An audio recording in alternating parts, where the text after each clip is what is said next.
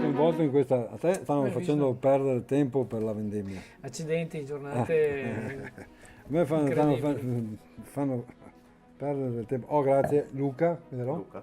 Grazie Luca. Si vede, se guardi là ti fai vedere anche te un attimo così. Ecco, Luca, tipo selfie. Luca è quello che ci preparerà qualcosa perché dobbiamo capire cosa metterci vicino. Di solito dico cosa bevo con questo piatto, invece noi facciamo il contrario.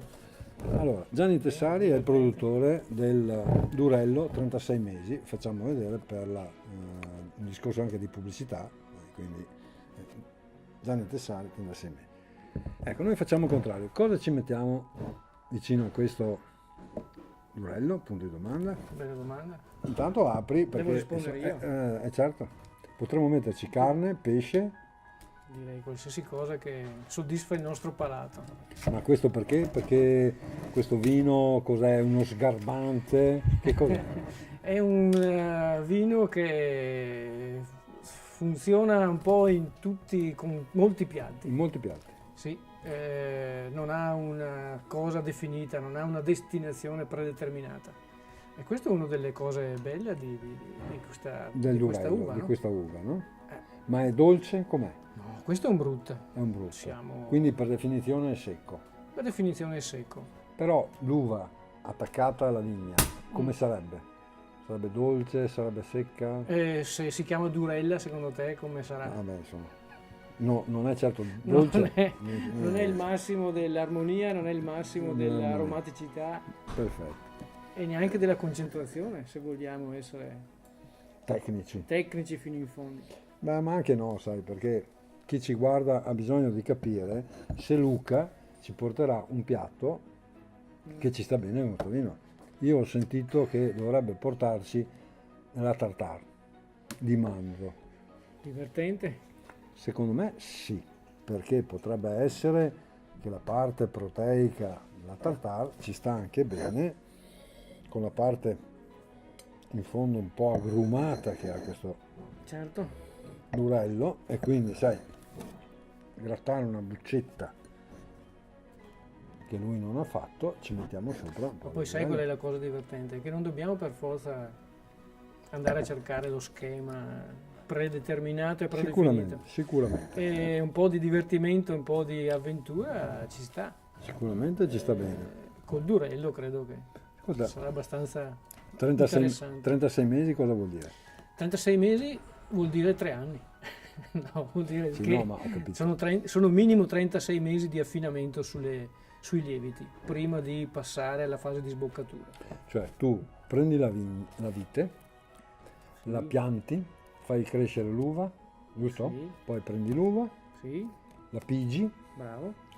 dopo lo Ne fai. esce mosto che si trasforma in vino In dopo vino? la fermentazione. Bene. A quel punto lì siamo pronti per una seconda fermentazione che nel caso del metodo classico viene fatta in bottiglia Mhm. e questa seconda fermentazione in bottiglia poi ha un periodo di affinamento che può essere più o meno lungo. Ma allora è come fanno i francesi con lo champagne? Sì. Adesso abbiamo imparato dai francesi. Un po'. Dicono di sì Un perché po' se sì. sono loro a averlo Un po' fatto sì. per primi abbiamo imparato da chi l'ha fatto per primo. Da chi l'ha fatto per primo. Esatto. O meglio, chi l'ha commercializzato per primo. Diciamoci la verità. Può Su essere. su che questo non voglio si entrare, sa. Su questo non si no, sa. si sa.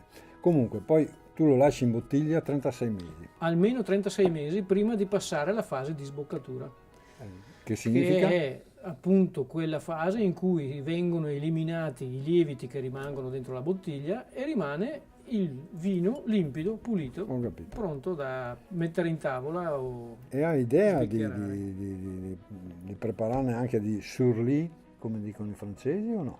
Guarda, è una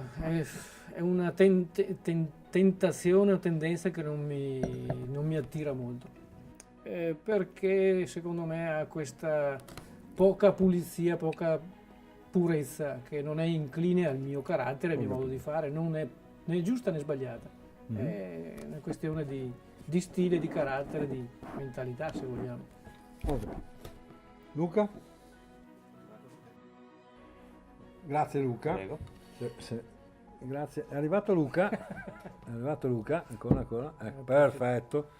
Allora, Luca è lo chef del convivio, il convivio. Una storia anglosassone, perché mi ha detto che è stato in Inghilterra, dove non capiscono niente, notoriamente Te la di vino. racconterà lui, ovviamente. No, ma di vino. Sì, è giusto. Però mi pare che tu ne vendi in Inghilterra o no? Sì, per fortuna sì, Per fortuna è uno sì. dei nostri... Cavalli di battaglia. È uno dei nostri mercati più interessanti. Ma forse perché questa bottiglia assomiglia a quella dello champagne? Sì, ha molte similitudini, diciamo che è uguale identica. No, ti chiedo questo perché non tutti sanno, perché questa bottiglia mi ricorda tanto le bottiglie con il tappo Corona. Perché questa bottiglia viene imbottigliata in quella prima fermentazione, in quella seconda fermentazione di cui ti parlavo prima, con un tappo Corona. Tappo come le acque minerali, se vogliamo fare delle cose, E poi? dei paragoni poco piacevoli. E poi invece? Dopodiché rimane in affinamento, come ti dicevo, per tempi decisi, e la fase finale che porta alla sboccatura prevede una messa in punta, questo è un termine tecnico, che vuol dire che la bottiglia da orizzontale, dove è rimasta per gli anni precedenti, viene messa in posizione verticale. Ma non col collo in su, bensì col collo in giù.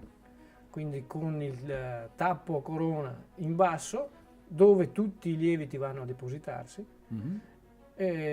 Questi lieviti poi vengono messi su un'attrezzatura. Oggi la tecnologia ci aiuta in questo senso, perché lo mettiamo in frigo, viene ghiacciata quella parte che comprende i lieviti, e il ghiacciolo che si forma viene espulso poi tirando via proprio quel tappo a corona che rimane lì, diciamo. Al suo posto ci va questo? Al posto ci si mette il tappo di sughero, la gabbietta e tutto il confezionamento che ne consegue. No, ho capito. Ma secondo te ci starà bene?